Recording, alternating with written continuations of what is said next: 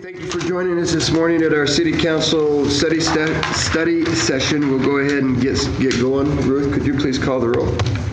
Yes, sir. Adamson? Here. Gray? Here. Cheatham? Johnston? Here. Lurick? Here. Manon? Platt? Here. Thank you. We'll move to agenda item number 2 is Pocatello Arts Council update. Representatives from the Pocatello Arts Council will discuss the Arts Council's goals and projects, as well as council's policies and expectations.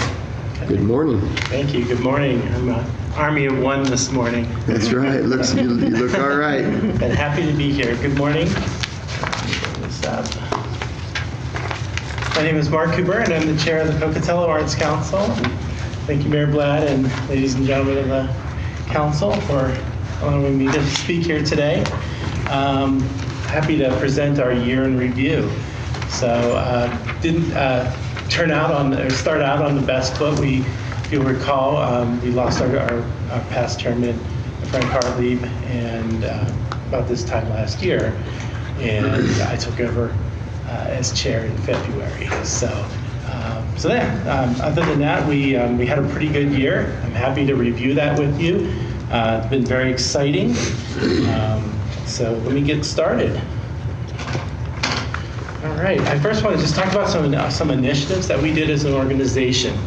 And coming on as a new chairman and our chairperson, and just wanted to kind of shake things up in the way that we did business before. And so we started off with a couple initiatives that we implemented throughout the early part of the year. The first being shared online document storage. And that came about as a result of Frank's passing. We quickly learned that there were items on his personal computer, nothing that would really prevent us from doing business, but we lost a lot of history, we lost a lot of contacts and things like that. So that need really came about quickly to have collaboration among the group and to have a shared space where we all have access to it. Also, community awareness. So we wanted to be able to promote the Arts Council in the community. And so we invested in things like banners that we can present at events, so people have see us, have an awareness of who we are and what we do. We also invested in T-shirts that we can wear at these events, and myself and some other members of the Arts Council focused on just networking in the community, getting back out to other arts organizations and just saying, we're still here. We still have, we're still looking to invest in your art projects.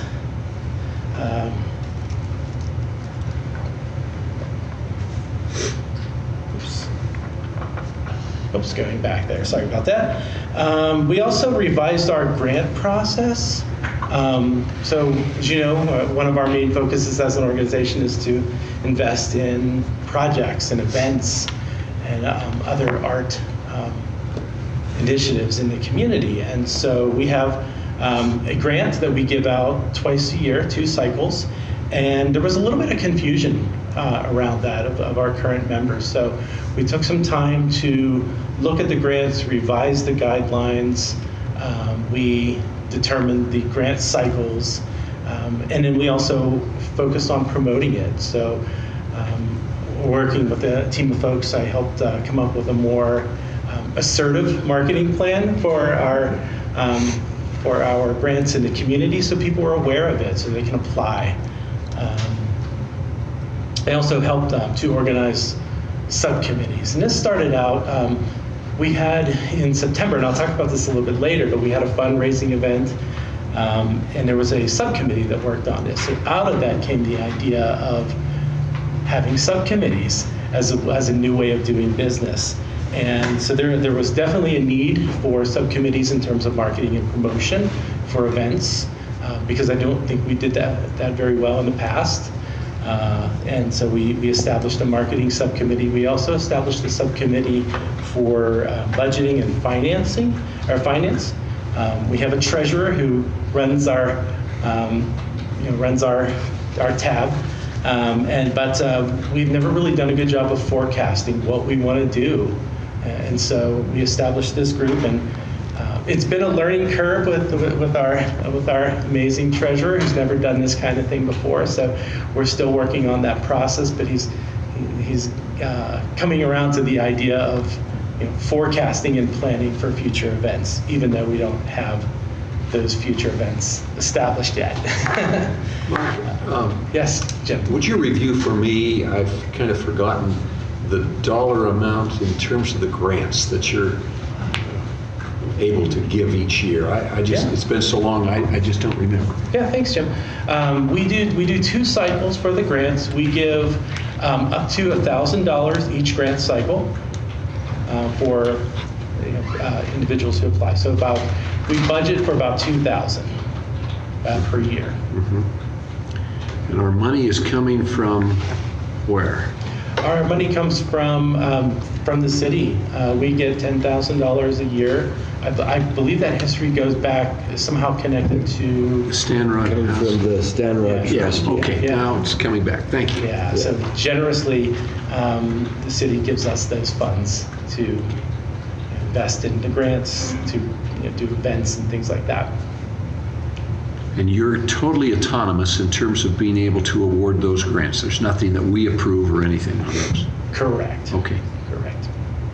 great, thank you. You're welcome. Thanks for your question. Does anybody know how much we have left in the Stan Rock Trust? There shouldn't be very The much. last time we looked, it seemed the number is like $70,000 is what pops out in my mind. So it's close to that. It might be 60, it might be 80, but it's right around that number. So if we're giving 10,000, it's going to have to find a way eventually to sustain itself. Yeah, For sure. in the next 7 or 8 years. Okay. 'Cause we're not gonna go- Any other questions from the? Sorry to sidetrack you there. No, That's important. not a sidetrack at all. I certainly welcome your questions throughout the presentation. Thank you. Another committee that we have is for the arts grant. So now that we have a little bit more clear guidelines and structure, we put a subcommittee in place who will continue to review those guidelines, continue to adapt and make changes as necessary, and also to manage that process of the grants. And the council as a whole makes a decision on the grants, but this group we envision would collect proposals, make sure that they have all the criteria that we need, present them to the Pocatello Arts Council for review, and then notify people if they've received it or not. So now I want to get into and review some of the fun stuff, the projects that we got involved in this year. So I'm very excited. This was really kind of a whirlwind year for us based on my short tenure on the Arts Council. And so I'm very happy to talk about some of these events here. First, starting with in July, we had the Idaho Commission on the Arts. The Idaho State Government Organization. Michael Faison, the executive director, came here and presented in the council chambers. And his purpose was really to invite. He did this throughout the state with different art council organizations, just as a fact-finding mission to see what towns need from the Idaho Commission on the Arts. And so that event was very well attended. We had about 40 to 50 people. That was on July 16th. We did a brainstorming session where we had people in groups, and we determined different things that an arts organization like the Idaho Commission on the Arts could do to help local communities promote the arts. It was a very successful event.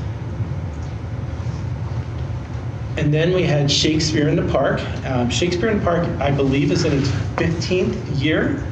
A highly successful event that we hold every year on the ISU Quad. This year was July 19th and the 20th. where the Montana Shakespeare in the Park organization comes in, does 2 separate Shakespeare plays. This year they did The Merry Wives of Windsor and Henry IV, Part 1. And each night was pretty spectacular in terms of attendance. I would say about 150 to 200 people show up. The weather's always beautiful. Of course, it's always beautiful in July here. So that was a wonderful event. This year we were able to wear our Pocatello Arts Council t-shirts, have our banners at the event to show our promotion of this event to the community. This is the kind of program that I'm really passionate about, because I believe that this type of programming brings the arts to the community, makes them accessible to the community. We get not just university people, but people from all over our town to attend us, and it's a wonderful event.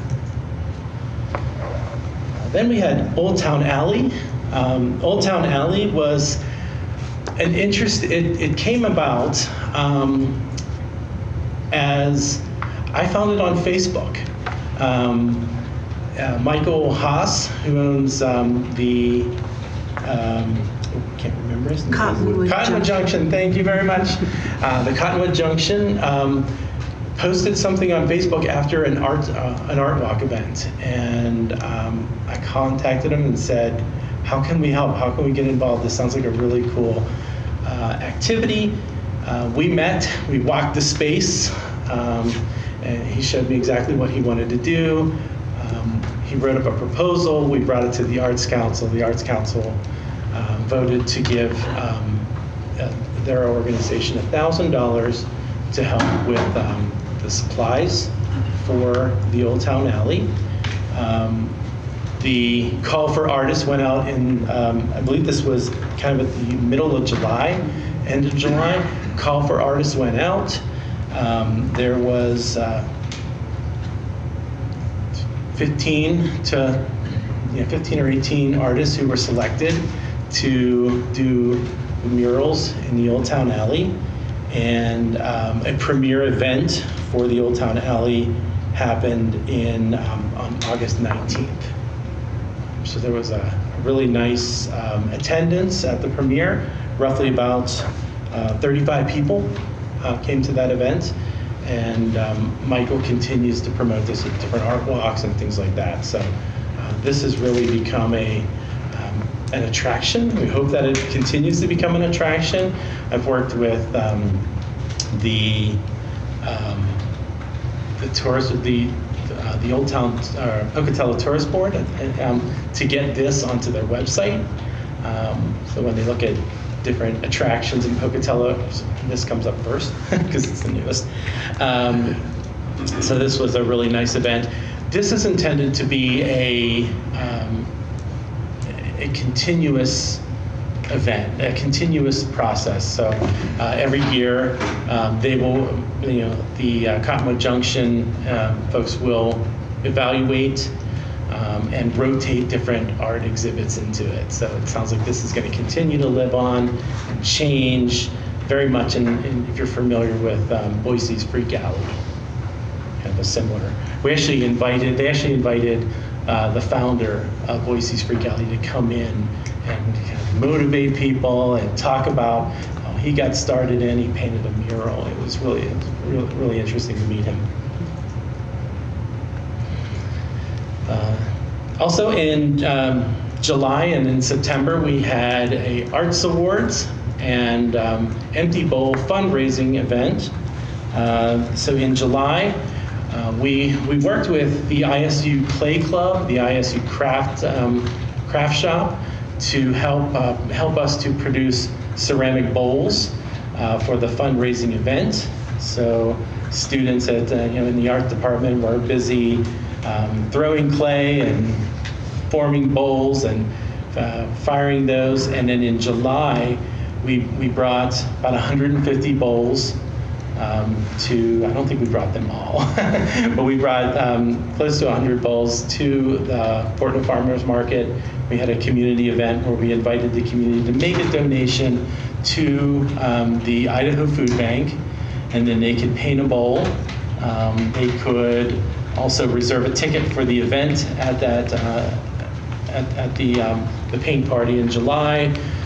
So we had a really nice, I believe about 45 people painted bowls. We've had some other people just say, I don't want to paint a bowl, but I want to make a donation.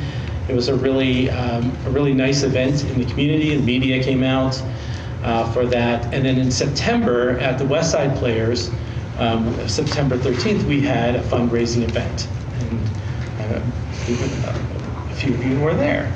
It was a fun event where we had, the idea for an empty bowl is to raise awareness for poverty and hunger. Since we were sponsoring the Idaho Food Bank, that seemed like a really great way to bring awareness to that. The bowls were symbolic. We didn't recommend that people eat out of them. They did take them back, fired them into ceramic bowls, and they were certainly of a food grade. But we provided a meal of soup and different bread items and things like that for the event. We had entertainment. We at the end of the evening we raised. I wrote that down. Yeah, we raised $2,270 for that event that went directly to the food bank to support their backpack program, which is a super exciting program for the Idaho Food Bank. We are definitely planning to do this again. We'll make this an annual event.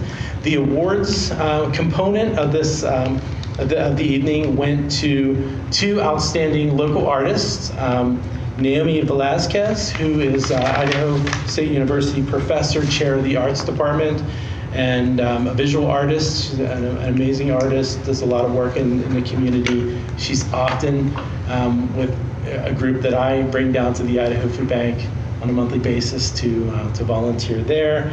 And then we also awarded Jason Bartosik, who is a musician in various activities throughout the city. He's at Trinity Episcopal. He plays the organ there.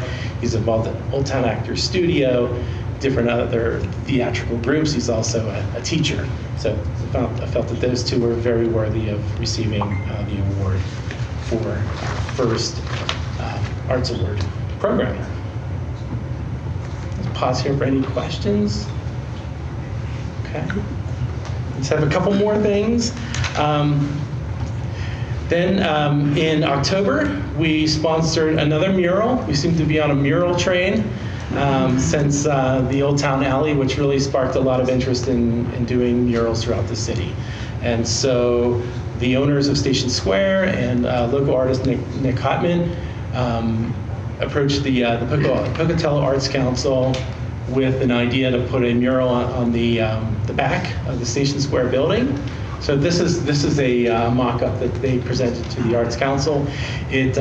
We ran into the cold spell, so it's partially completed, but I know Nick has plans to continue once the weather warms up, and they're going to have a premiere event sometime around April or May. So it looks like it's going to be a really exciting mural. The long-term plans for this, I know they're trying to buy out some parking spaces, but the long-term plan is to have some outdoor seating in this area, so that if you go and purchase a meal at the Hawaiian restaurant, that you can go and sit out and enjoy that in our beautiful Pocatello sun.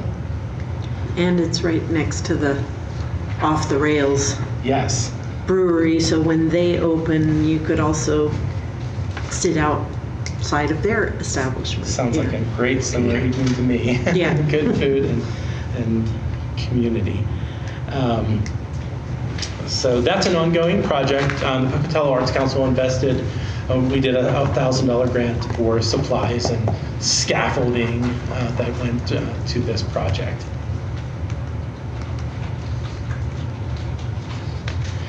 And our last event here that we had was the Carl Rowe, who is an artist in residence, a 2019 artist in residence for the Idaho Conservation League. He is a landscape painter, and he contacted me through email and said, I'm doing this road show throughout Townsend, Idaho. I'm interested in doing one in Pocatello. I just, it's not gonna cost you anything. I just need a space and some promotion. And so I said, well, we can work on the space and we can definitely help you promote. Sounded like a very interesting event that we held at Station Square on the main level. Is a perfect location as folks can kind of just walk through in a gallery style format. The event was held on November 13th from 5 to 8, and throughout that time period we had I would say somewhere between 35, 40 people attend this event as well attended. Carl's a very kind gentleman, and for donating his time. We were the first stop on his 9-city tour. So I'm in contact with him to see how I know his Twin Falls and Ketchum shows were a hit as well. And then in December, he's planning to do a few more. And it was a nice touch to have one of the Arts Council members play music throughout this event. She was sitting up above on the mezzanine level accompanying the events. So yes. That was a nice touch too. Very nice. Thank you. Did you get to buy the art object that you I wanted to, but that was a bit out of my price range. Mark said if he bought a painting, he'd be in trouble with his wife. You said if you wrote a check for a painting, you'd be in trouble with your wife. I said if I wrote a check for a painting, I'd be in jail. We have a limit of it. If it's over $100, we talk about it. She unfortunately was not able to attend this event. But yes, one of our own Arts Council, thank you, Linda, members who is an amazing pianist, brought her portable keyboard, played music through the event. It really just kind of set the mood for everything. Just to quickly go back to the Old Town Alley, I forgot to mention, and I apologize for this, that two of our members, Paige Weber and Rochelle Cooper, also contributed murals to that event as well. No, to the alley.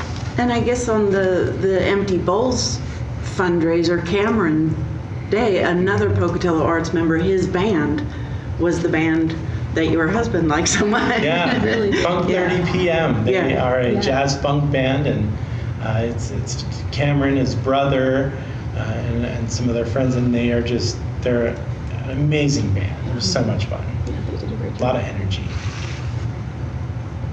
So those are some of the events that we had throughout the year. As I said, it was a very exciting. It started off a little slow, as it does in the months of January and February, but so in like a lamb and out like a lion, we can call this year, and we hope to do this next year as well. We have some great plans for 2020, which I want to talk about. Before I do, so here is a rundown of some of the arts grants that we gave out this year. As I mentioned, we budget about $2,000 for the arts grants. So we did $575 to Musicians West, which brings in talented young pianists from all over Idaho. They do a performance at the Stevenson's Performing Arts Center. They are mentored. Our council member, Mark Nyworth, is one of the main folks within this organization. And so this money went to that program to bring in a high caliber musician from the Houston area to be one of the mentors. So that was our first grant cycle. Our second grant cycle, we gave $1,000 to Stars for the Arts, which is a organization in American Falls who is doing a pilot art program here in Pocatello for Washington Elementary. And this one really kind of tugged at my heartstrings because Washington Elementary doesn't currently they don't have an arts program. We were able to give them $1,000 so that Stars for the Arts could bring in a variety of different artists. Each month they will do, I believe, from November to April, they'll bring in an artist who will work with the kids at Washington Elementary. In May, they're planning to have an art show, which we will be invited to attend and see the results of some of this that's come out with the kids at Washington Elementary. So I'm very excited for this grant. And then we gave $509.78 to Old Town Actors Studio for a production that they're going to do in April, and that money will go towards costumes. Old Town Actors Studio is a great community studio, and if you've been there, they put on a lot of really nice performances. So that's just a sample of 2019, what we've done with our grants. In 2020, looking ahead, some goals and initiatives that I'm thinking are I'd love to have a more specific mission. I know the city's done a mission and vision statement. I'd love to see that for the Arts Council.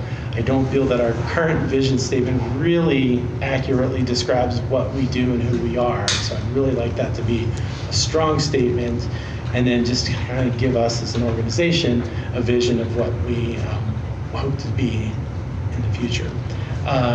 Also to continue to streamline the arts grants. So this year was a learning year, having revised and updated those guidelines. We're kind of in discussion of, do we really need to have a structure of cycles? Is that really serving our customer base? Because to tell somebody, if somebody comes to you, I have this great idea, but it's not going to happen until June, and it's November, and you have to wait. We just started our new cycle. You have to wait and apply, and we'll give you that.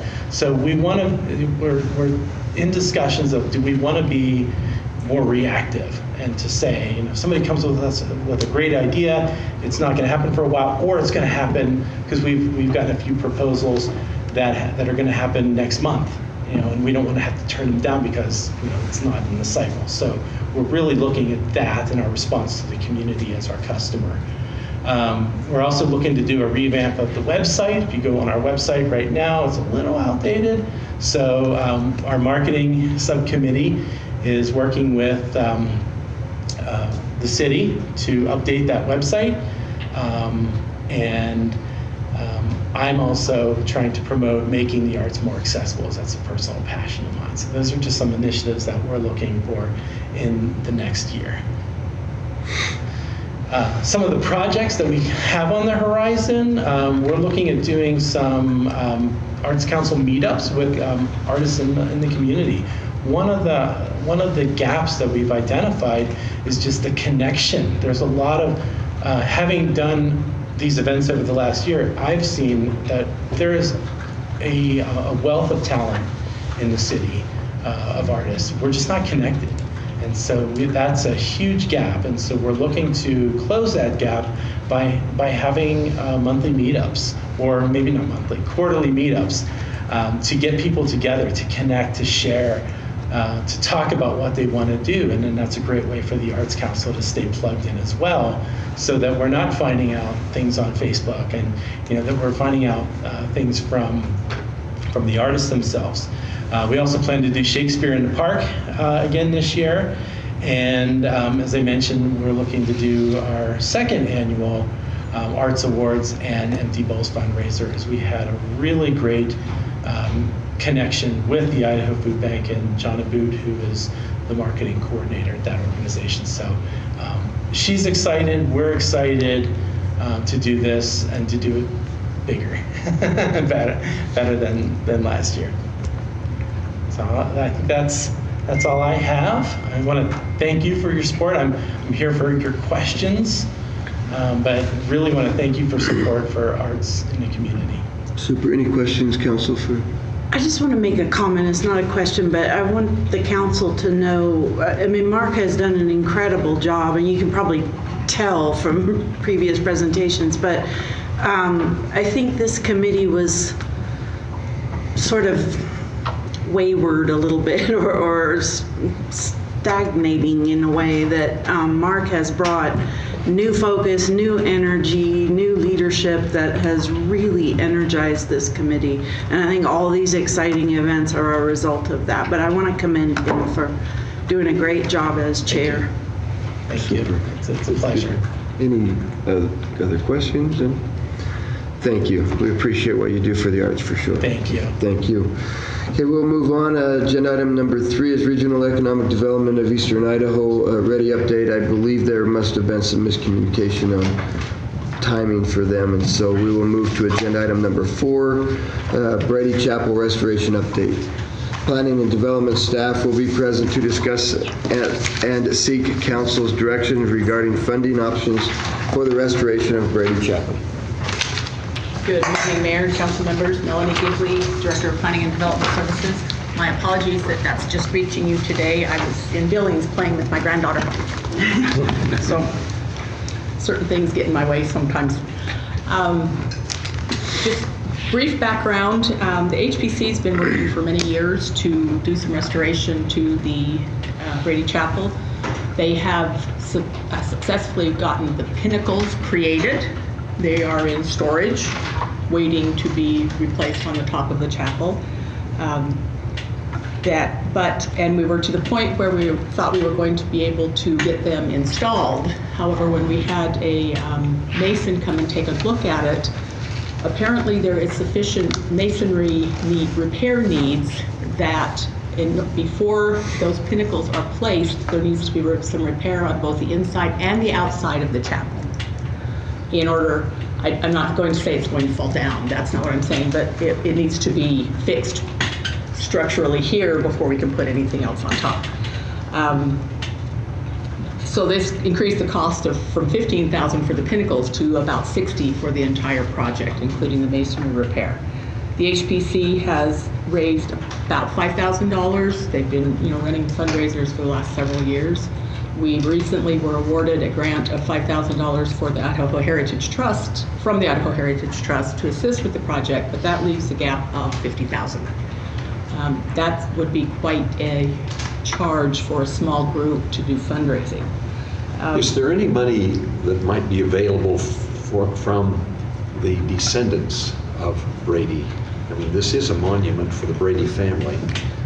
I mean, Possibly, I can't answer that because it was they dedicated it, they turned it over to the city right. at in 59? Yes. The heirs. Oh, no.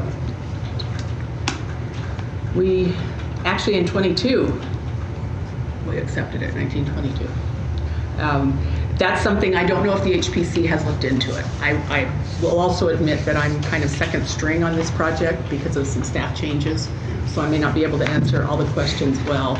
I don't know if they have that kind of ability or not. Aren't the Bradys the ones that have the newspaper in Idaho Falls? They no longer have. I was no going to longer- say it's no longer with them, but they may But be. it was. It may So, be. that might be a place. Anyway, so what we were looking at is the Brady's approaching its 100-year anniversary. It was constructed in 1921, dedicated in 1922 on the same day as the Lincoln Memorial. We're going to have the Idaho Heritage Trust Conference here in Pocatello in September of 2020. And we were hoping at the time, before the monkey wrench kind of entered our plans, to have this either done or well underway at the time of the conference, because this Brady Chapel and Mr. Brady is of importance historically for not only the community here, but for the entire state. So we thought this would be a real showpiece. So what I'm here to do to date is to ask you to consider potential funding options so that we can maybe get this accomplished. The one council that we would suggest as staff is to look at the Facade Loan Improvement Trust. This is a pot of money that originally came through ICDBG before the city was entitlement. And we did a fair amount of facade work in the downtown area. You've got the Severs Building, the Pioneer Block, the Eagles. There are several that have had money roll through this. At this point, though, it is a completely local fund. And there has been no interest, there have been minor interest floated in using the fund, but nobody's ever followed through. And this is even since in 2012, with the council's blessing, we changed the parameters of the program so that the fund would cover 90% of a project, loan up to 90% at 0% interest. The owner would only have to have 10%, 5% of cash, 5% in some kind of in-kind work. But even with those changes, we've not had any serious interest. At this point, the only use that this fund has been being put to is small sign grants for the downtown, where up to $500 can be had through an application process for signage for downtown businesses. Although I will say that the Greyhound Task Force, that is one of the things that they've been looking at to consider what we can do with the Greyhound building too. So another city asset. In the end, we have a city asset sitting that needs some work and needs some restoration. And we have a fund that has right now just under $72,000. It would leave 22 towards signs or towards the Greyhound. And I understand that there's always more uses for a pot of money than there is money. But at this point, what I was hoping for is some direction, either yay or nay, to go ahead. There may be other options. Capital contingency fund would be a potential. I'm not sure what's in that right now. I have talked with John Banks. They don't really have any excess capital in their cemetery fund that isn't already kind of being saved up for a project they know is looming on the horizon, and it will need attention. That's it in a nutshell. If you have any, I think my only concern with not doing anything right now is that this grant is sitting there. We can't do 1/6 of the project. And it's a long-term grant. I'm not saying it's going to go away at the end of the year, but asking for your direction.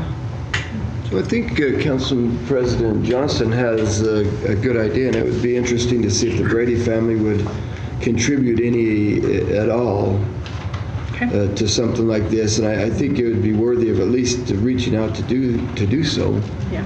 But then I would be in favor of using this facade money for it. I think it's an important piece of our history, and I think that it would be important for us to have it for the 100-year anniversary. For sure, I think it's something that we really need to get moving on if we're going to do it. So, I don't know who was up. Oh, and I was just going to add to that, at the Brady Chapel event, I can't remember what we call it, but on Veterans Day. Veterans Day, open house. There was discussion amongst HPC members and myself, but also just some community members that were visiting the chapel about other fundraising possibilities too. And because the amount is large, it's not, we were talking about the effectiveness of small donations from people who come in and put money in the pot in the chapel. I mean, that's not going to cut it, but looking for some large, like corporate donors or family donors or things like that. So there was talk about some kind of major donor fundraising campaign that could add to this. The other comment I was going to make is way back when I first started on the council, there was discussion about the funds and sort of what's in them and everything and how they're used. And there were two funds that Joyce talked about at the time, kind of in the same vein. One was the facade fund, And then there was another one, and I can't remember what it was called. I think it was like 955 or something. 955, yeah. Yeah, and they both, I mean, together it was about 160,000, and those are yeah. two that the Greyhound was looking at, and I don't know between the two of them if these projects could be. Yeah, the Community Development Trust is a similar amount that I believe had to do with, and it probably came in before my time, and boy, that's going to be a long time now. But from revolving funds, from ICDBG things that then became local use, eligible for local use, just at your discretion. And she said that the original strings on those grants were no longer, they didn't apply anymore, so they weren't restricted No. anymore in the way that they maybe had been in the beginning. Yeah, right now they have a designation. The 955, the Community Development Trust, is for community development projects. It has been used for things such as when the city acquired some open space as an open space protection, the money came from that. So it's a variety really at the council's discretion, but there are no federal strings of any sort. It's all local determination. And I do know that they were talking about a fundraising, but it would be a capital campaign that we would have to really gear up on a staff level and or HPC level. Probably can be done. Can it be done for the anniversary? I would hate to add it to any of my staff's list of jobs at the moment. So yes, those are other possibilities. Heidi? Well, that was kind of my same question. Was it seems like with a lot of other city events, things at the zoo or the concerts that we have in the summer on Sundays, it seems like there's always like a credit union or somebody that's wanting to, kind of sponsor it to a certain extent. I mean, maybe not the full amount, but I didn't know if the Historic Preservation Commission felt like that was commercializing it too much, or if they would be willing. I mean, I feel No, like if that somebody was wanted discussed. to, I think Yeah. that would be a good option to explore also, to try and get some. They looked at, they talked about, corporate sponsors Yeah, or people yeah. locally, organizations locally, like, Yeah. credit unions or Funeral other homes. companies. Funeral homes. That That's could be an interesting one too. We would need to either determine that for instance, maybe the Friends of the Cemetery 501c3 is still active and able to do that, or create a new one. I think corporate sponsors are probably going to want something like that as a place to donate. And I don't know if that's still active. I've been trying to run that down and just haven't gotten there yet. Okay, Mr. Council Mayor, I'm President? very much in favor of the preservation of this building, but I think it's so underutilized. If we're going to invest city dollars in this, we need to get a better vision of what we can do, other than having it open 2 times a year. I agree. And if we did that, it'll be much easier to fundraise and to get people to invest. Yeah. So maybe the HPC needs to I- get a bigger vision here for this facility. And I know they have discussed some of that. One of the things though is accessibility, Yep. and Not that really. will cost Yep. as well. Some of what goes on inside is needing a heat source, Yep. for instance. And I don't know which you do first. Right now, we've had these pinnacles sitting for quite some time, fundraising to get them put on. Not quite there on that, and find out that really we need to do some work on the structure before we can put the things on the top. But as you will, we'll go forward. Well, I think with the big preservation conference in September, this ought to be a showpiece for us. So I think we need to get this done before then. A capital campaign, my guess is, will take you longer than that. Well, maybe we need to step in. Just to add to what Jim said, Jackie Alvord had a really nice idea too. A lot of buildings or capital campaigns have donor walls with Yeah. plaques, so that the donors, and even if they want to be anonymous, that there's some recognition of major donors. And there's a nice spot out in the front of the Brady Chapel, there's a sign on one side and there isn't on the other side, and you could put something to sort of balance on the other side that could become a donor wall to acknowledge people that, so that you get that kind of buy-in from the community and people that want to donate. But I couldn't agree more with the idea that, and I know there's issues with accessibility and other things, but if this is going to be a showpiece in Pocatello, we need to really use it more. And the capital campaign should be more than 50,000. We need to get some funds in there so that it can be maintained and these other projects advanced. Because it has to be an ongoing Maintenance. project. This is just, It's not this a would just be a one-time. start, Yes. moving it forward and getting Yeah. this going. And that's part of what was discussed, was sort of building some kind of almost endowment or something that you could keep this going. Yeah. Well, I would think that also, whether there's heat or not, it's still better than being out under a tent. And so, Absolutely. One of the other things a about one-sided tent. one of the other things about the heat is that it helps preserve the building. Yeah. Then it doesn't get Yes. the moisture in. But I'm So- saying that I would think To make it usable. the cemetery could probably charge fees for people to use it as part of the funeral memorial. If you got to interment that, service. yeah, to the usability point. You got a graveside. Yeah, maybe. So when it's snowing and the wind's blowing 40 miles an hour, Yeah. that's a much better facility than. Absolutely. It was kind of funny at the November event, we were all standing outside because it was so cold inside the building. It holds the cool. Yes. So, council, what direction, I mean, it sounds like time is of the essence, and council is interested in having it done by this September, but it also sounds like we want a capital campaign to go forward with this. What, I think we need a long-range plan for this facility. And I think we need both of those things. I wouldn't be opposed to using some of the funds that we have to do the immediate work in order to have it ready for the conference next year and for the anniversary and everything. But I also think we need we need a capital campaign and we need a long-term plan. Well, Both of those. And it may be that if we're going to invest in it, we use that like a matching fund for a capital campaign. We will do this if we got contributions that will do other things. I like that. We need to leverage it, not just let it sit. Good.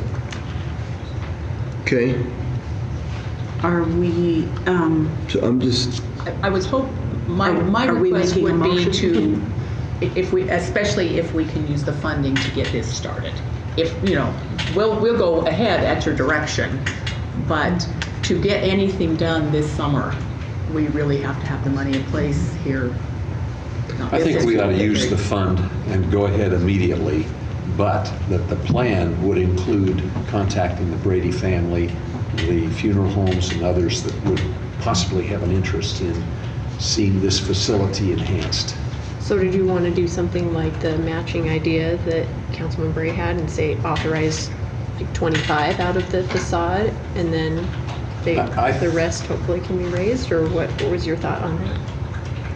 Well, I really like the matching, but I think that ought to be in a long-range capital campaign. what if we did that, okayed the $50,000 out of that, but also got the long-range plan, the donations from the Get that other people started. that we could put on a sign and get an endowment fund going so that we can maintain it, get some heat in there and do some of that other stuff that's needed. If we don't get going on it soon, it will not be finished It by won't happen. September. yeah. It So won't what the would be the 50,000 timeline for the long-range plan, like, and who's doing that? Is the Historic think it has to Preservation come under Commission the- or is it staff?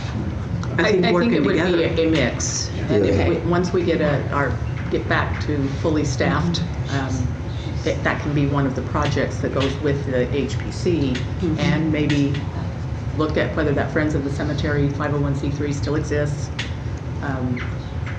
My caution on requiring any donations to, requiring this as a match now is not that it's not a good idea, but that if we want this done for this celebration, we may not have the time to accomplish that. Well, if you got a group though, and you say, we're going to do this if you do this, that can be a big leverage. And certainly at your direction. You've already going to get a start at $50,000 if you're going to raise another $50,000 to $100,000. That's a motivational thing.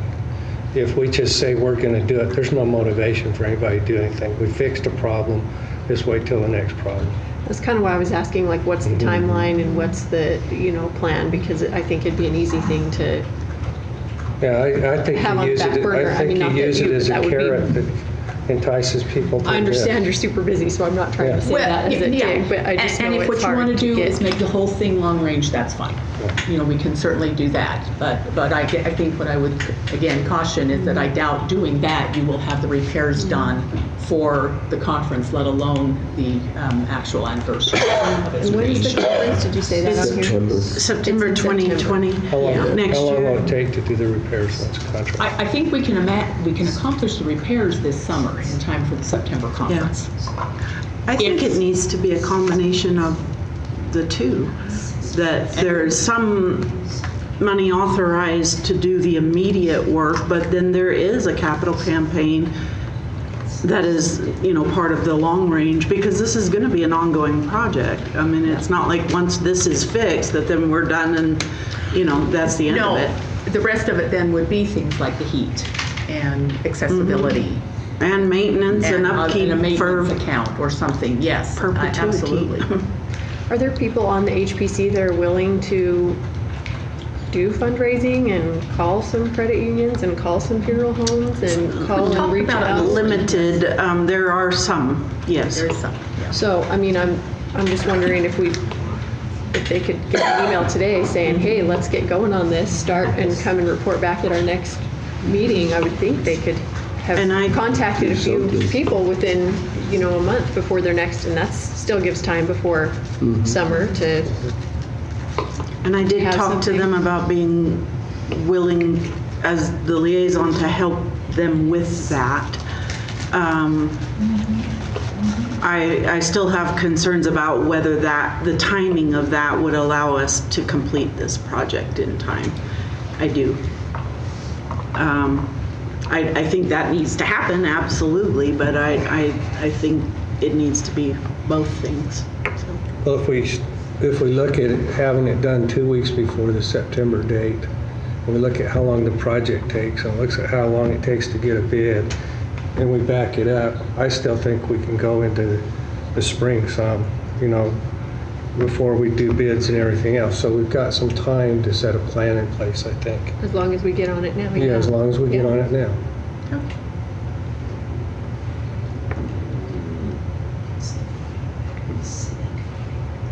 Okay, so what are Yeah. we doing?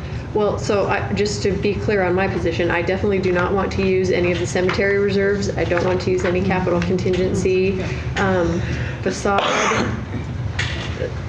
I'm iffy on it. I hate to just say, yeah, let's just 50,000, boom, there it is. I would really like to see us try to get some funds raised elsewhere, and then if we need to pitch in a little bit to finish it off, do that. But that would be my opinion. Well, we will take this back then to the HPC on their next meeting, which is By next month. the 15th, I believe, of January. January 15th is the next meeting. And go forward from there. Well, I wonder too, even if you could, or if you're the liaison or whoever could, maybe just send them out a email and say, be prepared to, you can't do that? Well, it's kind of an action item to Okay. undertake a long-range plan. Right. I think it needs to come up just on that their process. agenda. but- Yeah, well, it Yeah. could be on their agenda. I'm just saying have them come with some ideas Yeah. so they Yeah. can make It would some be on their assignments. agenda. And I I'm don't know. in regular contact with Jackie on the organizing committee for the 2020 conference, so I could Tell her it's just on its kind of way. mention it like we Yeah. talked about it at the November 11th event. I mean, we could just sort of plant Yeah, a bug in our ear Yeah. kind of I'm just saying, thing. kind of let them know so they can be thinking about who Yeah. they might be able to reach out to. And they've already been thinking about it okay, and talking about it, so it's not like that hasn't, Okay, good. isn't on their radar at all, so. Yeah, and I will push a little harder on the 501c3 if we do not have one active. And generally, and I'm not going to speak to it absolutely, I need Ashley for that. But we may need to have something like that in place before we can. Well, Well, we I think might, some of the sponsors haven't necessarily gone to a 501c3 with our, like when they sponsor at the zoo and stuff, right? That's The not, they zoo just get has the. friends- Zoo has Oh, do they? Yeah. Zoo Oh, has yeah, they are. the- Okay. I think it has to, because otherwise there's no way for us to take that in. Yeah, that's where I fall down completely. Okay. Yeah. and is there something in contingency with the Parks Department where they have a 501c3 There stuff? used to be Friends of the Cemetery. Okay. That I don't know if that remains active, so that if that's even an option any longer. Okay. Because that group has not been active for many, many years now. But I think we could get that started again if it's not, because I think we will need something like Yeah. that.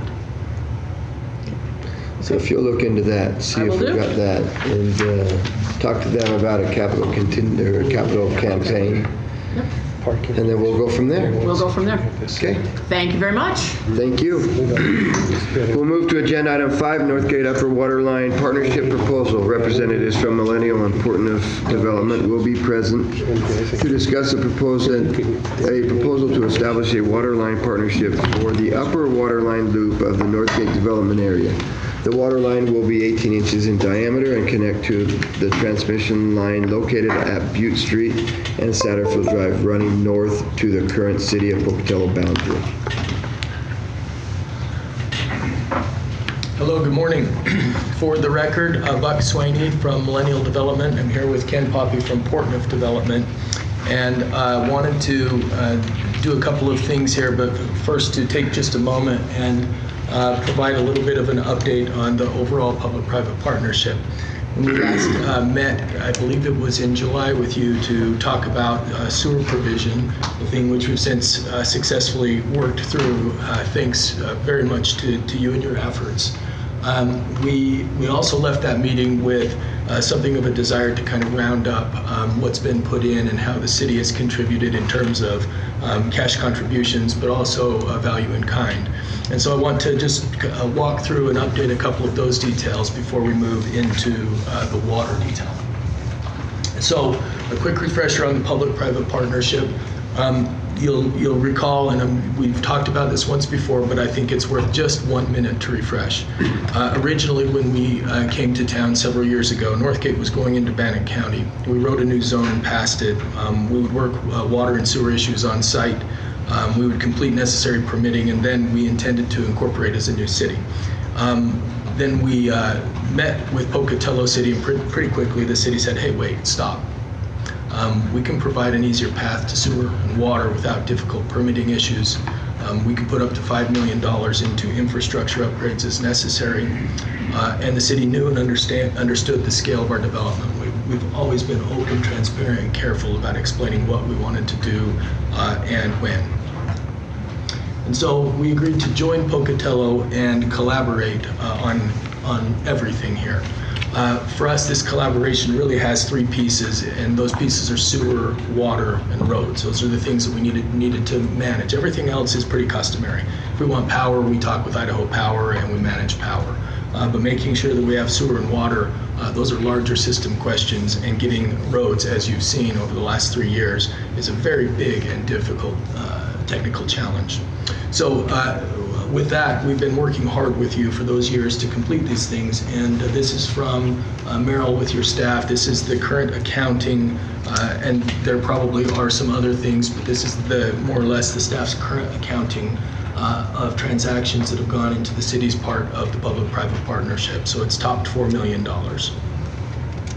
That includes late expenditures like the Griffith sewer upgrade and also the Fairground sanitary sewer line. Okay, so those are built into this. Give you just a second to scan that. Okay, and so accomplishments together we've completed the interchange. I drove on the interchange just today. For the first time, I got a chance to actually get off there and drive around and drive the loop.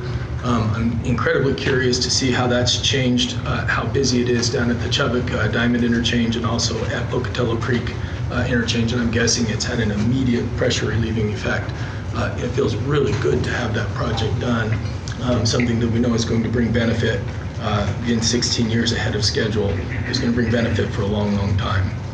You also know that we completed, planned, and zoned the district. That's a work in progress. It changes, and market conditions have driven us to review a couple of things of it lately. There's a good chance that we'll come in with some updates on that in the coming 2 or 3 months. Of course, we funded and managed the road project, and I want to give you a couple of key facts. Some things that probably you're going to hear for the first time today, but they're really important. Not including Portneuf Development, who has many millions of dollars in the project. Millennial's share of cash contributions to the project, again, this is just Millennial's share, is $5.2 million in the public-private partnership, and that doesn't include the cost of any land that we've purchased. That's the cost of administration, that's the cost of building the roads, that's the cost of just doing what we've done, independent of the cost of land. There's something in this that I think nobody understands or knows yet, and that's this. 100% of that is public benefit. There is not 1 inch of land that Millennial Development Partners owns that has a road on it, that has sewer in it, or that has water to it, or power. Not 1 inch of our land has yet benefited directly from the investment that's been made. So we've been a good neighbor to the citizens of Pocatello. Our investment sits out there as something that we hope to benefit from soon. But as it sits right now, all of that investment is off of our site. None of it touches us. None of it pushes us specifically into development except through our partnership with Portneuf. So water will be the final step. We've managed a long runway with roads and transportation. Idaho Power's done a great job of looping power from both directions. We have several megawatts to work with, so we have a long runway with power. Because of the Fairground Sewer Project, we have a long runway with sewer. We don't need to make any additional investments. We have water run to the district down the Olympus Drive extension, but we don't have a water loop, and we don't have upper pressure zone. And so as we move into building our next tranche of buildings, fire flows and other things like that are going to be necessary for safety and for welfare and for proper construction. And so for water, the important thing that I want to bring into focus is to wrap up the PPP and to have everything in the kind of northeast quadrant of Pocatello ready to go. We need water pointed at the project from an upper pressure zone. Right now, there's a very small pipe at the terminus of Olympus. I can't remember what size it is, but it's 6 inches or 8 inches or something like that. 8 inches. It's very, very small. There's a clear benefit of extending Satterfield Drive to connect with Northgate Parkway. It would serve to solve traffic and circulation problems. It would serve to calm the amount of traffic in the lower part of the Highlands neighborhood. It's just a good project, and that's something that we can pick up and lead. And so today, the thing that we want to bring forward, particularly for City Council, is we would like to ask the city to work with us on upgrading its water pipe in Satterfield Drive to the existing road's northern terminus. So in Satterfield Drive right now, where there's an 8-inch pipe, I believe there's different sizes of pipes on different stretches. In order to get the service needed to the upper pressure zone there, an upgrade in the road would be required as part of the infrastructure. Along with that, we would complete the extension of water along the new road, and I'm going to show you a couple of new road alignments that would go with this concept. And we would also complete the extension of water down Northgate Parkway to loop the system. We're working on a very significant road, water, and utility budget for 2020, which would be oriented at getting the water over, which would also be oriented at extending Northgate Parkway eastward so that we can get the tech park, the office park, really ready to go. We would work with Church of Jesus Christ on making the Satterfield actual road improvements, an upgrade that can be done in a near-term time frame. We don't have the parameters of how they might be involved, but we understand and know that it's a benefit to the LDS Church as well to have quality circulation that doesn't go right through the middle of the neighborhoods. And this would be a very, very sensible solution for all parties. Okay, and then 2 more points, and it's the end of my presentation. This final project would really complete the North Pocatello core infrastructure. This is the last thing that's missing. Everything else has been managed. After this, we have years of runway for growth, and the need for new investment in new infrastructure will be very, very minimal. The need for us to come to the city to participate in new partnerships won't exist. This allows us to get going, to get building, and to get growing. Okay, and this is the final point, and then I'm going to show you the 2 roadways. This is described as a TIF project. It is the final key item. All right, so real quickly, can you see my cursor up on the screen? Oh, it's not showing up, is it? You have a laser pointer? No? It's technology we don't have. Technology. In Pocatello. All right, so I'm just gonna point up here, all right? So this right here, this lower intersection that you see is the Chubbuck Road intersection. This is the the Olympus extension going up to the roundabout, okay? And then as we go this way, this is a new proposed alignment of the eastward extension of Northgate Parkway.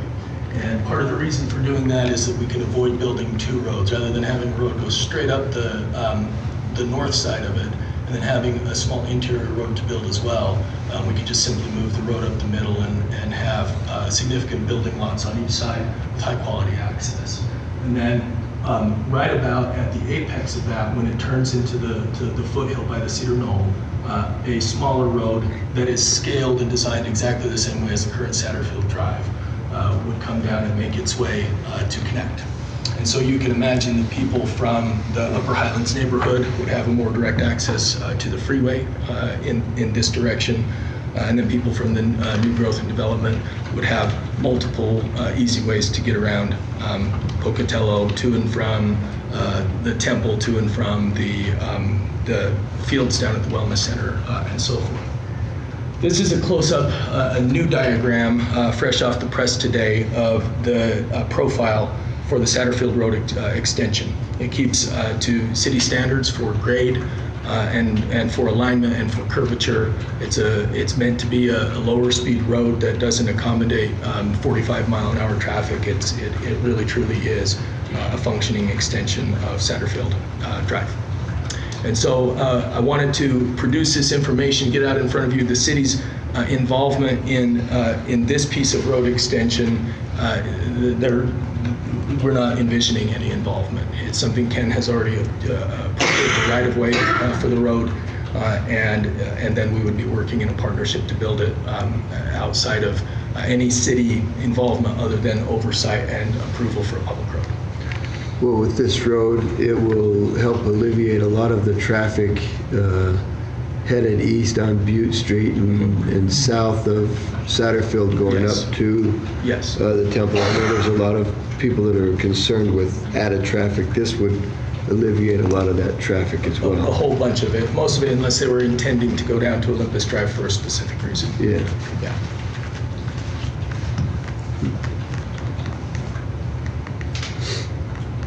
Good to know there's a road plan going up and through there. The road is being purchased today, all the access. So we'll have the right of way, the access in place very, very quickly. And so to turn this into something of a discussion item, I think that the big question that I'm trying to put on the table is how the city could shape up some participation in the extension of that main water pipe in the existing Satterfield Drive to help create and finish this loop. Do we have any idea what the expense is Yeah. to the city limits? To the city limits, this was back of napkin sort of calculations, but it's reasonably close. And this is from Merrill. Merrill, I have permission to just say what you said. Okay. On the back of Merrill's napkin, the city's portion of this looked to be toward $700,000 of expense. we truly won't know until we get something like that bid. But that's the long and short of it. Our overall expense to create the water loop, making its way all the way down to the hospital parcels, is above $2 million. It's $2.3 to $2.6 million. So we have a lot of money to spend on water. So that 700 is from our existing line, main line, to the city limits. We're not extended past the city limits on that.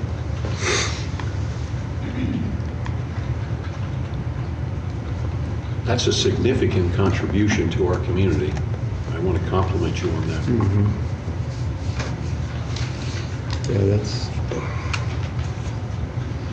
that bumps you up to $7.5 million with Millennial, and I don't know how many millions, so I'm guessing. About as many more.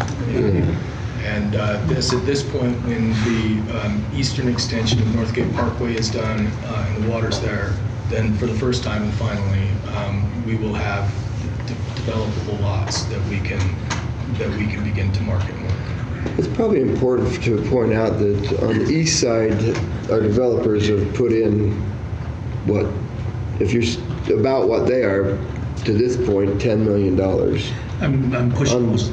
On the west side, the city of Chubbuck has put in $10 million or $5 million or whatever it has been, because they haven't requested or required the developers to do it. So The development community on the west side of the freeway, I'm not aware of any contribution. there haven't been any. There hasn't been any, with the exception of donation of land.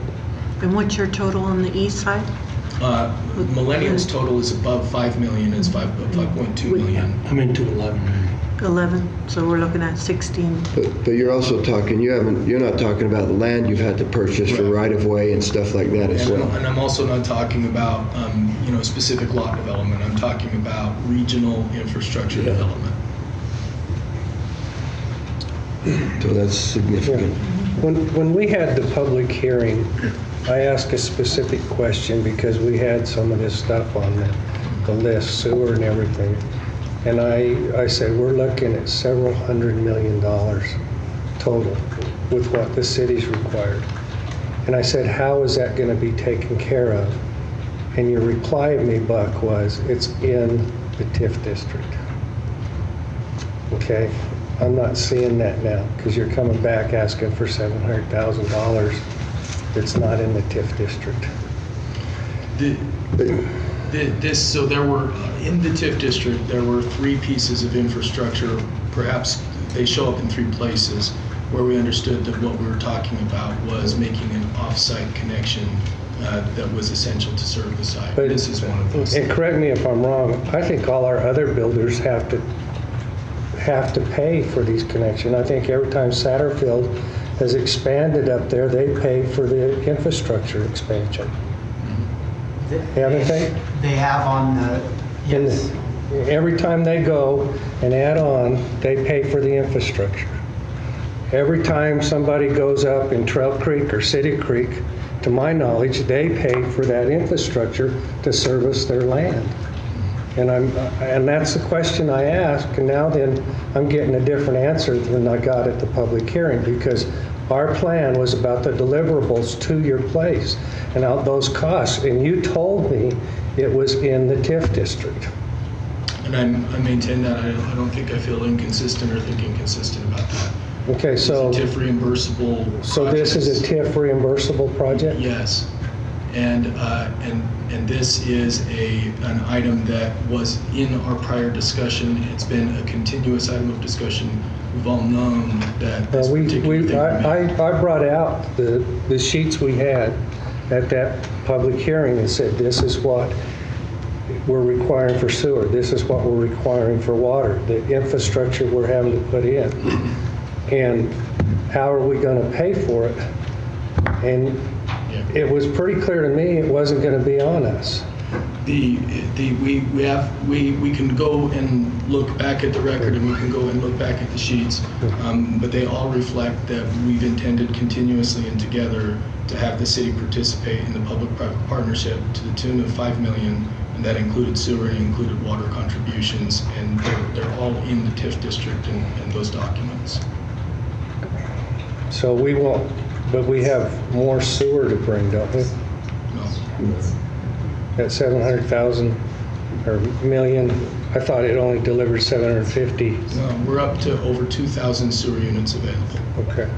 We have a long runway, and we have a program for collecting impact fees internally, since the city is not allowed to, so we shouldn't call them impact fees because we don't want to confuse the public. Add-ons, they're your add-ons. There are home development fees that we collect and maintain an account for, and it's because we recognize the city lacks this tool, and we don't want to be back in. Okay. So I need some clarity. Is this a TIF reimbursable expense? Just a minute. Merrill Quell, the Public Works Engineer, City of Pocatello. This water line, we have looked into it a little bit to see. It is not 100% clear if it, with the off-site, it doesn't show in the map the water line up above. So this section of the water line, it's still unclear if it's exactly in the TIF or if it is not TIF reimbursable at this time. We're kind of looking into that a little more detail, but it's not identified as part of the project at this time, but it doesn't mean it isn't because of the offsite and because of the water, the way it's written. So it just needs more investigation. Well, And for the record, let me describe the way that I recall and understand that. This is off the top of my head. So I might be wrong, but I think it was item number 4 in the TIF schedule of reimbursables. It was shown as a kind of a dot on the map because we didn't know if we were going to develop at a well site or if we were going to bring the water from somewhere else, but we knew in that pressure zone we were going to need to invest in getting new water to the site as a TIF reimbursable item. So it's on the map and it has that context. That is correct, but it's right on that. It's how we go from there is still need to investigate a little more, but that part is correct.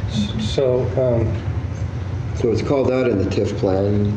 How can it not be a reimbursable thing if it's called out in a TIF? The way it's written in that, mostly it's with it's not very clear, as it's coming from the city. It's mostly with the wells and the water the offsite water with the wells and tanks and so forth. We all just didn't know how the opportunity tie-in was going was to gonna land. Now, the same thing happened with sewer incidentally. We knew that there was an off-site sewer expense that would occur, and on the TIF schedule, all we knew was where the pickup point for that would be, and so we drew basically a line. We didn't know if it was going to run down Fairground or down Chubbuck Road or whatever, but we drew an off-site line so that we could understand that our intent was that we're going to need to be able to invest in off-site sewer that would serve the needs of the development.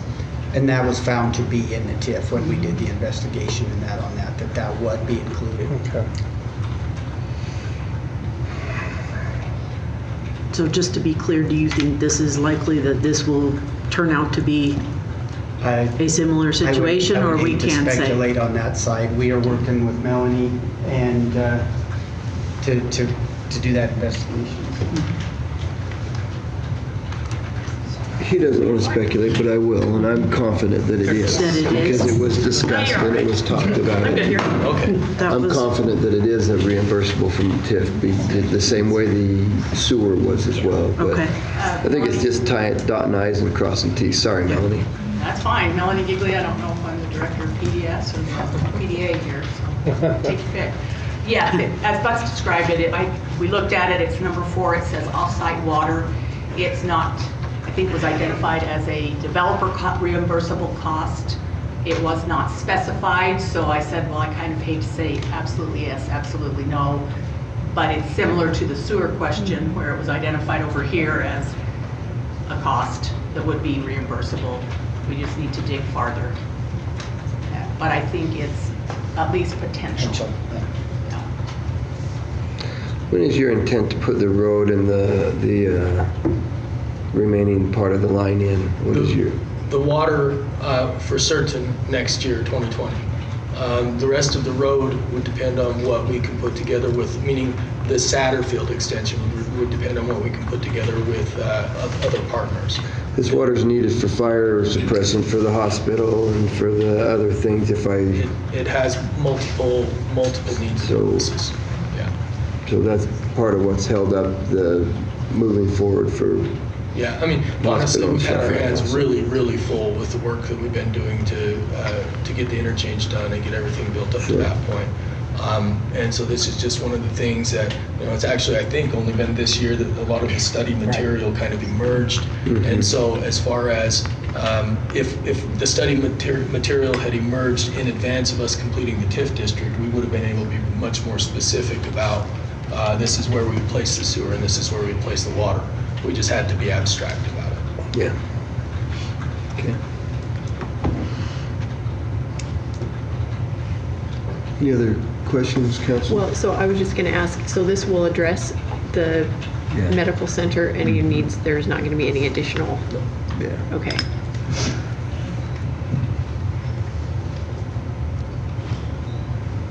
And just to clarify on the timeline, what did you say was definitely 2020, the road? The eastward extension of Northgate Parkway we intend to do in 2020. Okay. At some scale.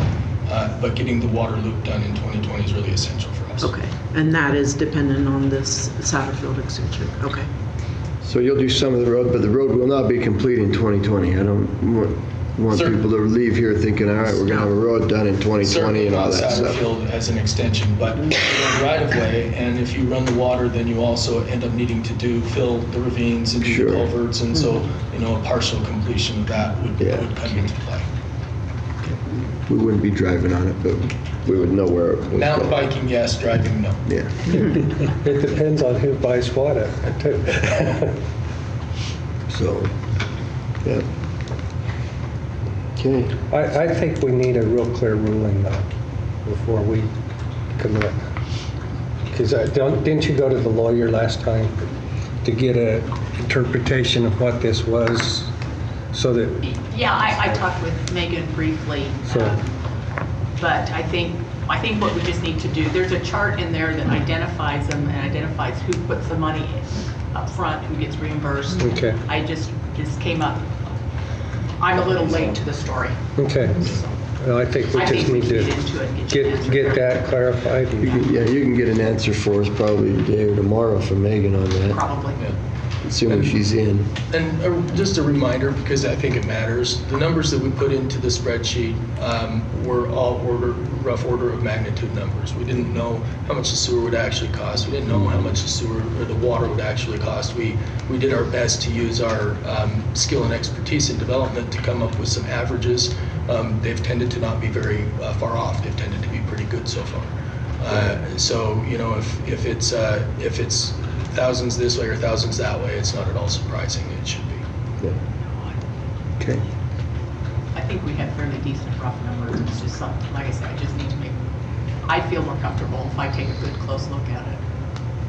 But I don't see any major roadblock from that perspective. Yeah. Okay. Good with them looking at it and seeing where that happens, and we'll get it on an agenda so that we can get the answers and move it that way. If it wouldn't be, would you ask the record for the question? I guess the question for staff, some direction in that is when we have a placeholder for next week on a council meeting to try to get this laid out and move forward with the budgeting for 2020 and so forth. Would you like us to see, we'll get the answer from PDA and put this on next week's council meeting, or what is the action of the council? My intent would be to get it on next week if I can we can get an answer. Yeah. If you don't have an answer by Friday, because I'll meet with Ruth on Monday. Right. If we don't have an answer on Friday of it being reimbursable and stuff, then we won't have it next week. But if you do have an answer and we can be explained, I'll do so my the best council can by do it, this then afternoon. we'll see what we can do to get it done. Right. So if not next week, it'll be in a couple weeks, so, Okay. Thank you. yep. Mayor and council, thank you for your time today. Thank you. Okay, then we will move to agenda item 6, Time Clock Plus implementation update. Human Resources and Finance Department staff will be present to provide an update on implementation of the city's new Time Clock Plus system.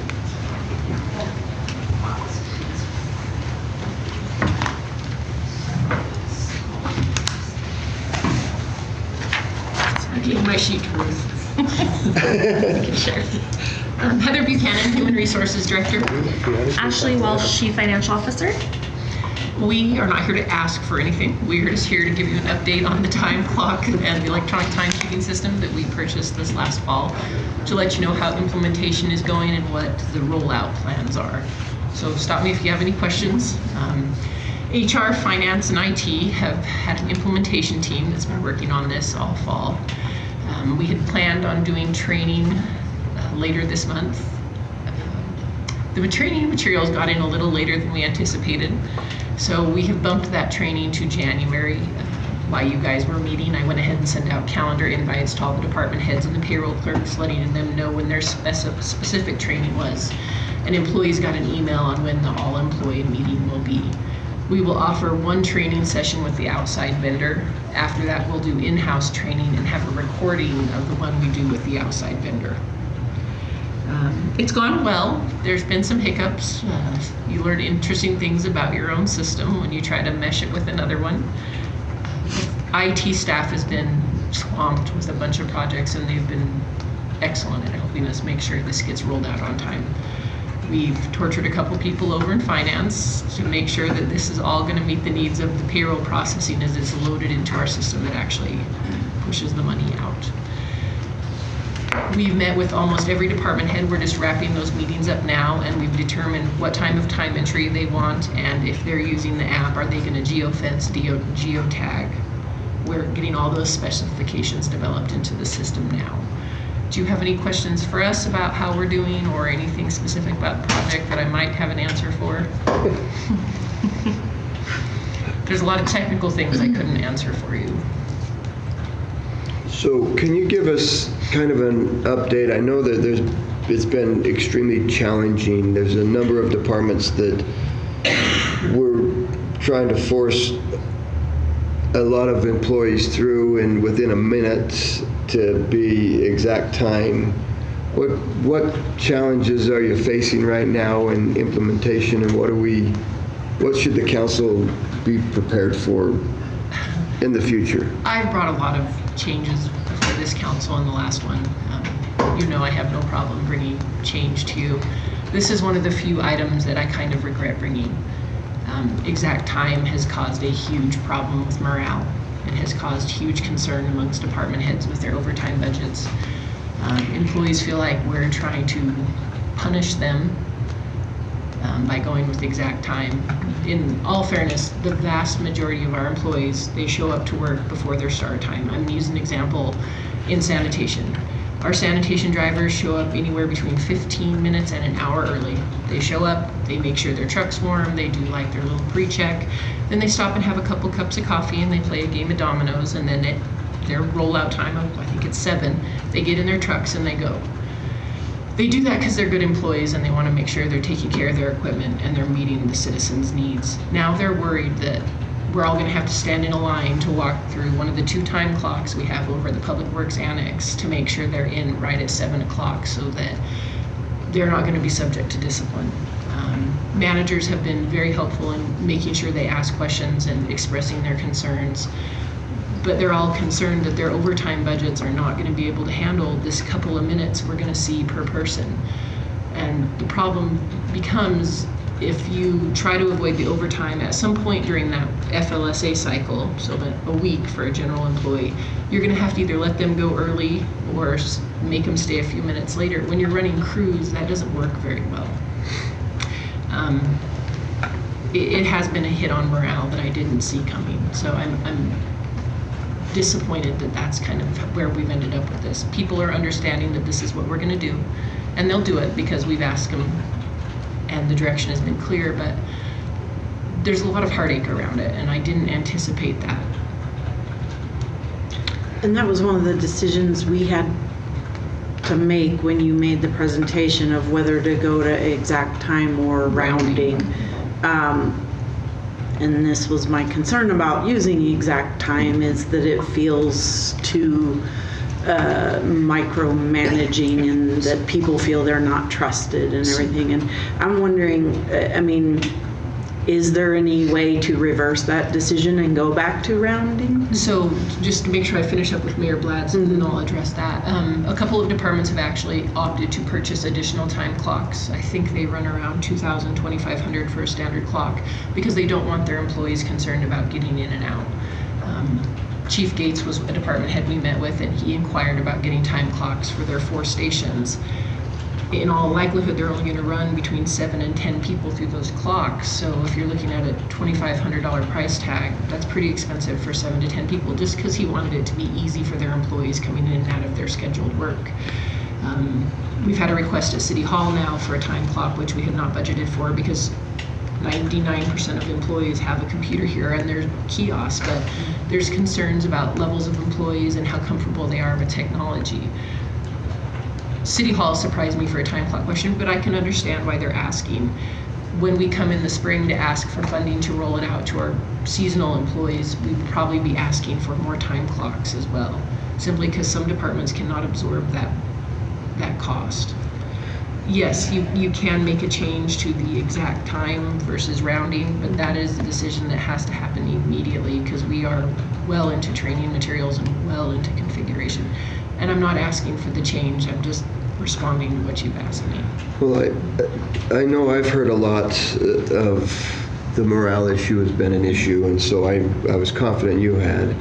There's concern with fire and police as well because logistically, when you're switching and changing, you have people that there's about a 15-minute period where you have the fire telling everybody new coming in that the same thing, and every shift change with police, you have the same thing as well. And so it's become a challenge because we were asking, they've got to, somewhere we've got to cross a line there. And so it has been somewhat of a challenge. And so I don't know if you had heard much of that, but I know I sure have. Yes, every department head we've met with, that's what they start out with. The concern is we set overtime budgets before we do raises, and your overtime budget does not increase by the percentage that we ask for with the raise. So they're already running at less money in that category than they had anticipated. Our employees, they're good employees. We have a few that are not, and I feel like we kind of responded to the exception and not the rule. And I understand that wanting to be accountable, especially when you're talking about taxpayer money, but our employees are not jipping time from us. They're giving more than we're paying them for because they're proud of what they do and they want to take care of the equipment that they operate. Our fire employees show up 15 minutes early to get ready for their schedule because they don't want to be running out the door if there's something important happening. Our police officers, they're going to clock out at whatever their exit time is and finish up their report anyway because that's just how they operate. Your admin staff in every department, they're not walking in at 8:05 for the most part. They're there at 7:50 and they're answering phone calls and they're already emailing. If someone comes in at 5 o'clock, we stand there for 20 minutes and answer their questions, and that's not an exception, that's the rule. Well, it sounds like rounding would be a better way to go. That was the recommendation. Yeah, Yeah, it was. I think we reconsider. I think we should. Well, part of the reason we decided that was not because we thought people were trying to scam, but in fairness to people too, because rounding works both ways, you know, like if you pass the midpoint, then then that's bad for the employee as well. So there are pros and cons both ways. I feel like we knew going into this, whether we did rounding or exact time, we knew there were going to be some hiccups. We knew there were going to be some challenges. We knew not all departments were 100% super excited about it. I think we need to just, since we've already started rolling it out, I think we need to continue on the path that, you know, that we're on and continue to work through the issues. I don't think we need to just, anytime you implement a change, you're going to have some hiccups, and so I don't think we do a knee-jerk reaction to it. And I agree, it's just, I did not anticipate how bad it would be for morale is what we're seeing now. There was no way to foresee that. Yeah. And that was And I'd not like to intent. comment on that too, because I think That was not our intent. no, of course that wasn't our intent, but I think I don't disagree with what you're saying about, you know, there was going to be advantages and disadvantages to both ways, and those are sort of the literal aspects of either method. I think the issue, though, is the perception problem. It's not, whether they're getting their actual time counted or whether they're, gypping us for time or whatever you want to put it. It's the perception of how they're being treated, and that's led to the morale problem. And that was my concern, is exact time may actually benefit some people, but that doesn't necessarily mean they perceive it that way. And so those two things are not really matching. And I feel differently than you that I think we should make the change, because I think that perception has proven to be a bigger problem than the actual benefits or disadvantages. But what you're saying is, if we are going to do it, we need to do it now. So that makes me concerned about the wait and see approach, because will we be able to make the change later? We can. It's retraining, it's development of new materials, it's reconfiguration of the system, which are things we can do. But is that an added cost down the road? I mean, well, it's definitely manpower from the city side. Yeah. That's a lot of personnel time put in. But it is right now anyway, because you've already started training. But the materials aren't finalized, and I haven't brought in 5. No, we haven't started training yet. Right. The training It's has not January. started yet, Okay. yeah. so I think this is the window to make this decision that would make it the least disruptive and the least expensive way to change this. I would like to see a show of hands with that group over there. How many of you would feel better about our going with the rounding? Okay, I think that's it, right there. I would like You that. only get one vote, by the way. They're representing a lot of people. Well, right, but they're also the heads that have to oversee, and it's more difficult, to manage if you're the But they do department deal head, with right? it. But this is the question I was going to have, is if you switch to rounding right now, does that, everyone's happy, there's no morale problems, or you're still just going to have people that are mad because they don't want to do time clock? Oh, we'll always have people that are mad. Well, that's But what I'm worried But right about. now, you're talking about But you can make it better. 90% versus 10. Right. But you think 90% of people are like that happy if we switch to rounding? Yes. I mean, quite honestly. I think that it's an interesting question, like that happy. I mean, I don't. I've never happiness seen, comes- if it comes I from think me, no one's morale ever changes. happy. Happy and morale. I think morale changes. Okay. I don't think you're going to see people doing cartwheels when you walk out here, but I think But it will have a positive it will have a impact. positive impact immediately. I would agree with that. And I have heard this as well. So I really think that now is the time to do this. And it won't make everybody happy, but nothing will. So, but this is, if we can improve things. The managers will still have the ability to see what time that employee is clocking in, so there still can be discipline if there is a problem. We can address that where we cannot do that now. None of that changes at all. No, either way that you log the start of the paid time, you still see the swipe in and out time. And I just think it's really important to go back to one point that you made, and we've talked about this on other issues too, but that our policies are based on the majority of our employees, not tailored to the exception. And most of our employees are good, hardworking, trustworthy employees. I don't think this was so- ever intended It wasn't for- intended to be. and I don't And think I'm not saying that. Yeah. Anybody thought that we had poor employees No. when we talked about the I agree. exact time. I think there was good intention in both, I quite agree. frankly, but I think that But then there's perception. I didn't recognize the morale issue that may have happened. Obviously, our HR director didn't, and And I didn't mean to imply that that was our intention at all. I know that it wasn't, but there is the perception out there. And I think if we can help that and make it better, So then why not? we're going to pay for the time they work regardless of what we use. yeah. Pretty much. Yeah, I mean, if we round it, then there's some management they have to do based on what their rounding Sure. shows. So, and I think one of the components that we we're dealing with what I call our static staff mainly right now versus our more temporary staff that would be in the summer. And I think that was one of the components that we were addressing with some of the temporary staff too. And so, if our static staff is giving us feedback that this isn't the way to go, then I think we ought to just change and move on. And there's going to be adaptation anywhere. Change is hard, and our employees, they deal with it the best they can, and no one has complained that they have to do it. They've all said they will. For the most part, people are excited that we're going to make the process easier. Just that hiccup threw in there that it's now to the minute, which how they felt is not what was intended with it, but that is the reality of where we're sitting now. If you do go rounding, you do have the 15-minute option or the 5-minute option. Our recommendation was originally the 15. I'd like to see the 15. Mr. Mayor, are you amenable to a motion? Absolutely.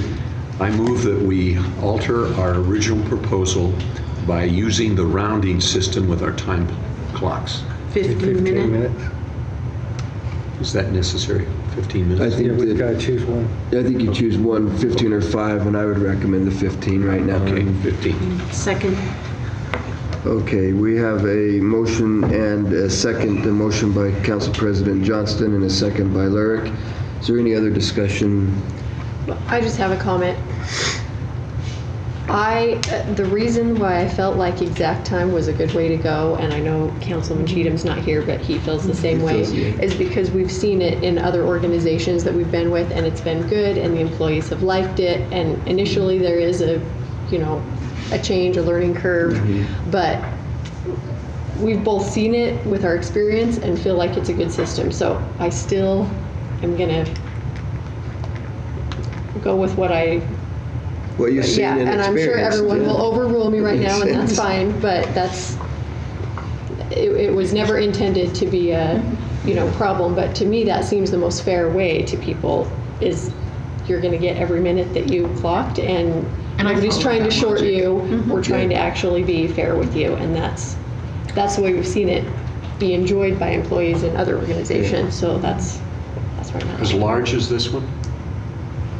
Not mine, but I don't know how many people were at the Rick's bank. is I think not- Rick's Yeah. was at the bank, so- And maybe that's it. And I that think might the be a issue is the big- computer issue. Like where I used to work at a credit union, everybody had a computer. We did exact time. It was an issue at first, and then it didn't become an issue anymore because people got used to it. And so I was, on the same page as you, not realizing, because everybody in my department has a computer, but not realizing, the water department, sanitation, WPC, parks, all these guys that don't have computers, they actually have to manually clock in. And I think that's where it became an issue. And it can be done on phones though too. And I know not every single person has a smartphone, but I think a lot of people have a smartphone, and most people have unlimited plans. So I agree. We do have a lot of holdouts that the city does not have the right to ask me to use my phone. You would be shocked. To me, it's a standard item. Yeah. It's like, I have to wear clothes to work. Well, I Right. also have a right. smartphone. And it'd be one thing if it was charging you extra Yeah, it's not like we minutes pay or by the something, but text we're anymore. not in that. Yeah. Anymore. Yeah. Okay. So with the rounding, one of the downsides I see is that if somebody comes in and they are 15 minutes late, then they compensate to make up that time after we've closed.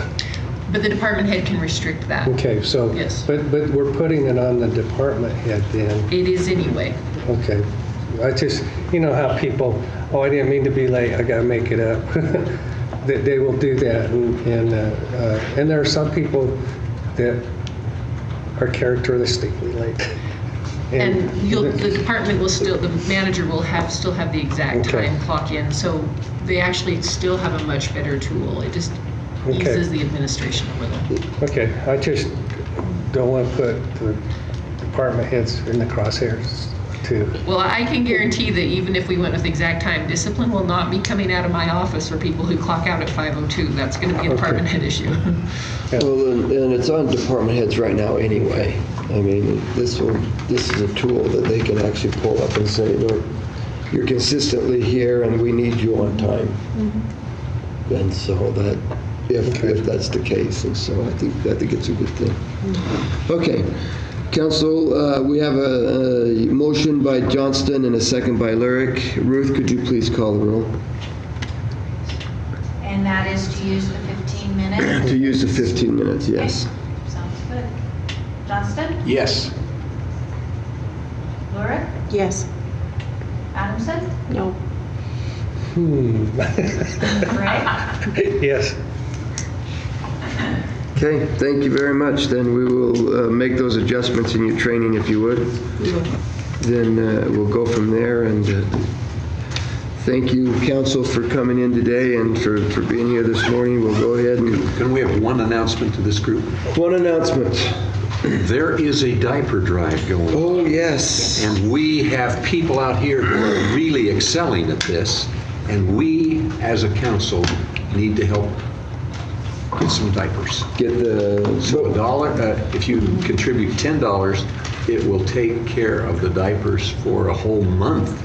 It's $50 diapers, $10 equals. Yeah. So bring in diapers or money. And We would recommend money, though, Yeah, 'cause it goes far. because money will go further than the diaper. Yeah, and to be very clear, this is an internal city diaper drive. There's others going on in the community, and we love that, but this is our employees, and there's prizes on the line, so... Thank you to our 2 unions. Thank you to our police and fire unions. They've provided the funding for the prizes, and this is a departmental competition and benefiting our community, but also just sort of making a fun thing for our employees as well. diapers are one of the biggest problems with our neediest population. Food, of course, but diapers are big. And we think about food, but we tend to forget the diapers, and that's a huge expense. So thanks to all our employees for participating. And if you are buying diapers, it's the larger sizes that they need the most of. Okay. All right. Sounds great. Thank you. It's a good announcement. Thank you, Heather and Ashley. Appreciate it. With that, then, we are adjourned.